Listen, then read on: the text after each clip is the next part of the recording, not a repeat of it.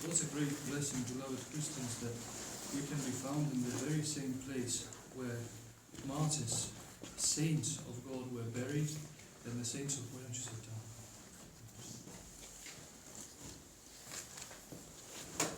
Where saints of God buried other saints of God, where saints of God who were of power, who were of wealth, who were of means, would provide the sustenance, they would provide the property, they would provide monies in order to purchase the land so that to give burial to their brethren who contested in the Colosseum, contested in the circus, and who would give hospitality to Christians who would come to Rome.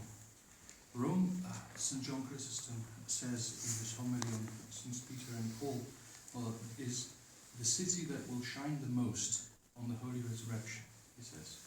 Because after Jerusalem is the city that gave burial to many of the saints. And just as Rome in the times of St. John Chrysostom, and in this time as well, he says it's a beautiful place. There are many palaces and there are many churches, and it's a gorgeous place. He says it in his homily. Far surpassing will be the glory that it shall have at the resurrection, because the number of saints will come out from the bowels of the city that is at the resurrection, when they will take the flesh to stand at the judgment of our Saviour, will be far greater than of any other city. And above and beyond, and most importantly, first among them, St. Peter and Paul, who were both martyred here, who were both buried here. And in their footsteps, so many of the saints. This catacomb is one of many that we shall visit. That is one of three that we shall visit.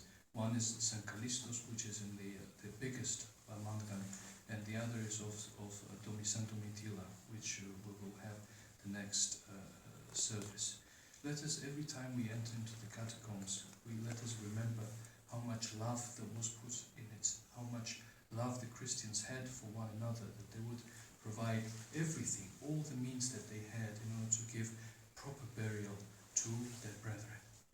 Let us, every shrine that we shall visit, let us remember of the connection that we have with those saints, because that which unites us is our Saviour himself. Here we were praying, and during the prayer we were connected to those saints who prayed here 2,000 years ago, to this very same saints who were buried here 2,000 years ago. This is a connection which is not earthly connection, it is a heavenly connection that we have through our Saviour.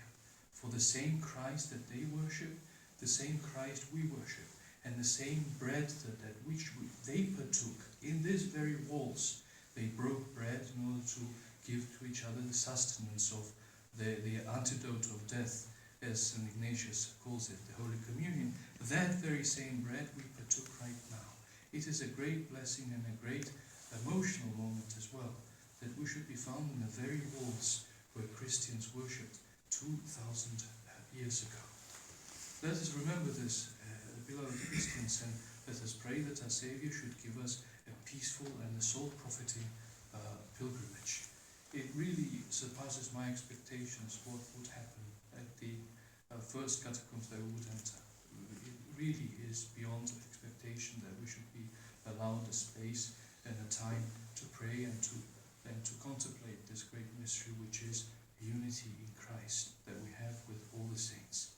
Let us pray to all of them. Let us pray to all the saints that we shall visit, for our church, for our brethren who asked us to pray for them, and let us ask them that this should be one of many pilgrimages that we should make to the truly holy city of Rome that has many, many saints. One question we should consider, beloved Christians: how come that Rome had such a, as St. John Chrysostom says, why is it that Rome had such a weight in Christian history? Why is it that there were so many saints here, and why did it have so much authority as well? And we should understand it in a proper sense.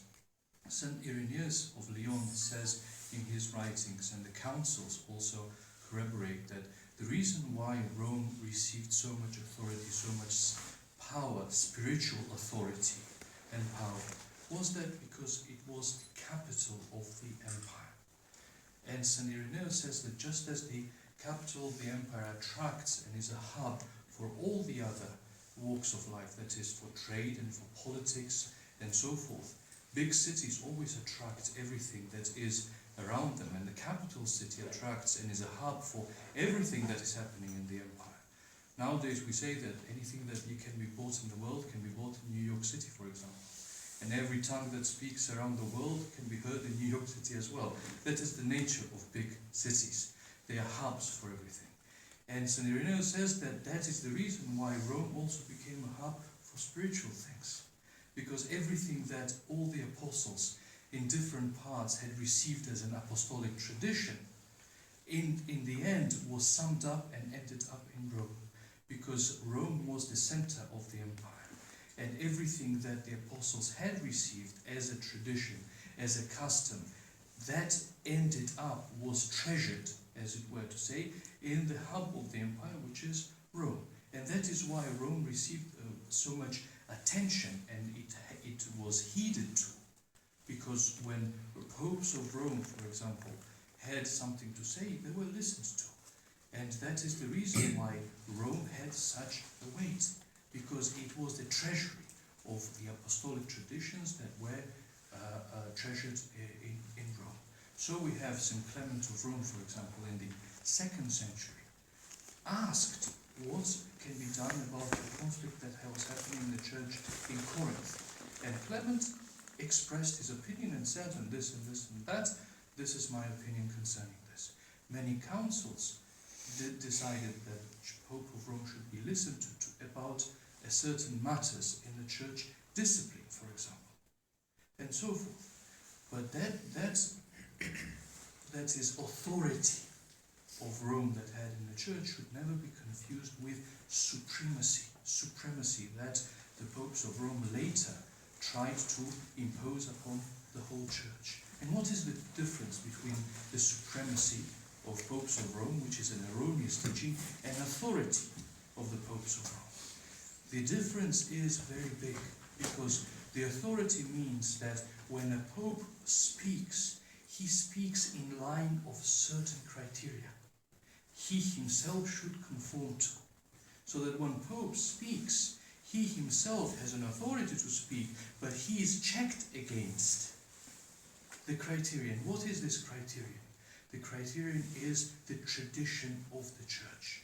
If the Pope corroborates the tradition, the authority of his word is great. But if he does not, and says something that is contrary to it, the popes of Rome were not heeded. And we have that example right in the 3rd century. In years 200, when St. Cyprian had a great contention with the Pope Stephen of Rome. Pope of Rome had said that the baptism among the outside the church, among the heretics, was to be accepted as valid. And that was an innovation. That was something that was never taught by anyone in the church. And St. Cyprian, who was the bishop in Carthage, and St. Firmilian, who was a bishop in Cappadocia, they both contended against the Pope and proved that he was wrong. And in the history of the church, and in the contemporaries of there, it was understood that the Pope of Rome had erred, and it was Cyprian, who was a bishop of a far lesser see than Rome, and Firmilian, who was even of lesser see in Cappadocia, were in the right, and Pope was in the wrong. So what was the criterion? Criterion was of how to check who is right, the tradition. Who is it that contradicts it, and who is it that is upholding it? So although Rome was, as I said, the hub of so many, that is the apostolic authority in the from the very beginning, the popes of Rome were not infallible by any means.